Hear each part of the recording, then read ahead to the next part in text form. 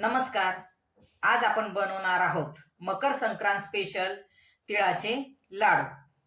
मग ह्यासाठी मी साहित्य जे घेतलेले आहे, तीळ घेतलेले आहेत 1 वाटी. त्याच वाटीच्या मापाने मी अर्धा वाटी शेंगदाणे घेतलेले आहेत आणि त्याच वाटीच्या मापाने मी 1 वाटी गूळ घेतलेला आहे. थोडीशी वेलची पूड घेतलेली आहे आणि गूळ मी बारीक चिरून घेतलेला आहे. गूळ बारीक चिरल्यामुळे त्याच्यामध्ये असलेला काळी कचरा किंवा एखादा खडा आपण काढून टाकू शकतो. आणि शेंगदाणे आणि तीळ पण मी निवडून घेतलेले आहे. त्याच्यामध्ये जर एखादा खडा गेला तर आपल्याला आपले पूर्ण लाडू कचकच लागतात. तीळ मध्यम आचेवर भाजून घ्यायचे. आपण तीळ भाजताना मध्यम किंवा लो फ्लेमवरच भाजायचे. हिवाळ्यामध्ये आपण आपल्या शरीराला ऊर्जा देणारे पदार्थ आपण खात असतो आणि तीळ हे खूप आपल्या शरीराला ऊर्जा देतात. त्याचप्रमाणे तिळामध्ये भरपूर प्रमाणात कॅल्शियम असतं आणि त्यामुळे आपली हाडं जी आहेत तीही तीळ खाल्ल्यामुळे मजबूत राहतात. आपले तीळ चांगले तडतडायला लागलेले आहेत.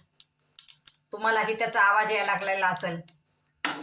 जास्त करपूनही द्यायचे नाहीत, नाहीतर आपले लाडू कडू लागतील. त्यासाठी तीळ भाजताना काळजी घ्यायची.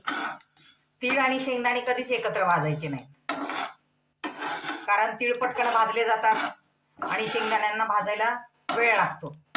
त्याच्यामुळं कधीही तीळ आणि शेंगदाणे एकत्र भाजायचे नाही. आपले तीळ आता बऱ्यापैकी काय झालेले आहेत, भाजले गेलेले आहेत. तर आता आपण तीळ काढून घेऊया. आपण तीळ काढून घेतलेले आहेत. आता ते व्यवस्थित पसरून थंड होण्यासाठी ठेवू आणि आता शेंगदाणे भाजून घेऊ. शेंगदाणेही आपण मध्यम आचेवरच भाजायचे. आपले शेंगदाणे जर व्यवस्थित भाजले गेले नाही तर आपले लाडू जास्त दिवस टिकत नाहीत, की ते खऊट लागतात. त्यामुळे शेंगदाणे भाजताना पण व्यवस्थित आपल्याला काळजी घ्यायची. ते कडक होईपर्यंत आपल्याला भाजायचे. आपले शेंगदाणेही पहा आता तडतडायला लागलेले आहेत. मध्यम होती गॅसची फ्लेम, ती आता आपण एकदम बारीक करणार आहोत, जेणेकरून आपले शेंगदाणे व्यवस्थित कडक भाजले जातील. बारीक गॅसवरच आपण ह्याला आता कडक भाजून घेणार आहोत. शेंगदाणे आपले तडतडायला लागलेले आहेत. तडतडायला लागले म्हणून लगेच काढून द्यायचे नाही. शेंगदाणे थोडे भाजू द्यायचे, त्याला कडक होऊ द्यायचे. शेंगदाणे आपले बऱ्यापैकी कडक भाजलेले आहेत. हे पहा. आता आपण गॅस बंद करू.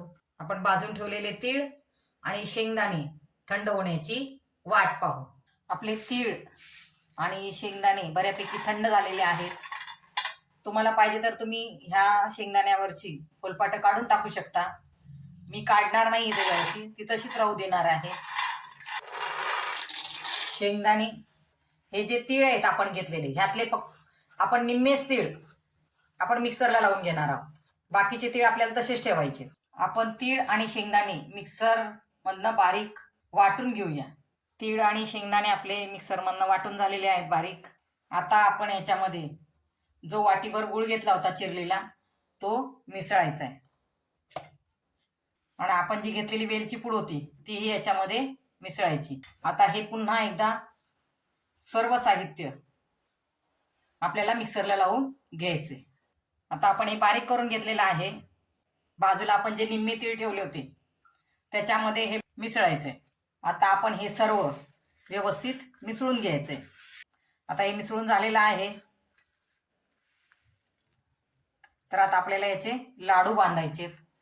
तर ते लाडू बांधताना पहा सहज बांधले जातात. या पद्धतीने आपण हे तिळाचे लाडू बांधून घेऊ. पहा असे लाडू बांधायचे. तुम्हाला लहान पाहिजे लहान बांधा, मोठे पाहिजे मोठे बांधा. तुम्हाला जसे आवडतात तसे लाडू बांधायचे.